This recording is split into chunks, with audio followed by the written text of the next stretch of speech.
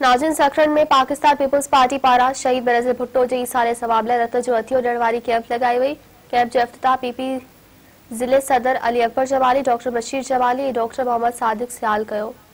वधिक तफ़सील ॾिसूं था इन रिपोर्ट में। अॼु पाकिस्तान पीपुल्स पार्टी तालके सकंड पारा शहीद राणी मोहतरमा बेनज़ीर भुट्टो के भेटा पेश करण लाइ अॼु तहलका अस्पताल सकंड में थैलेसीमिया जे मरीज़ ॿारनि लाइ ब्लड डोनेशन कैंप लगाई वई आहे।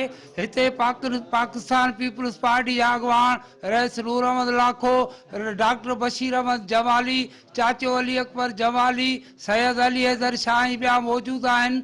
हिननि खां पुछूं था त ही वधीक कैंप जे बारे में छा था ॿुधाइनि। महीने में 27 तारीख़ असां जुदा थी उनजो रत वियो लियाकत बाग में, उन खे ख़राज तहसीन पेश करण लाइ ही ब्लड डोनेशन प्रोग्राम आहे ऐं उन में बीबी खे बि ख़राज तहसीन आहे। उन सां गॾो गॾु जेके नंढा ॿार आहिनि, जेके थैलेसीमिया जा पेशेंट आहिनि, उन्हनि जी बि पंहिंजो मदद करणु चाहियूं था, जेको सवाबु असांजी क़ाइद शहीद राणी खे उनजो पहुचंदो। थैलेसीमिया जे मरीज़ ॿारनि जे लाइ 27 दिसंबर ते मोहतरमा शहीद जी 13वीं वरसी जे ख़िराज अक़ीदत पेश करण जे लाइ उन नंढनि ॿारनि खे रत जे अतीअ जी कैंप लगाई वई आहे। सभिनी खे गुज़ारिश आहे त वधि मां वधि रत जो अतियो ॾेई ऐं पंहिंजी ॿधी असीं बेनज़ीर जे शहादत जे निस्बत सां हीअ कैंप लगाई आहे त खेनि असीं ख़िराज अक़ीदत पेश कयूं ऐं रत जो अतियो ॾियूं।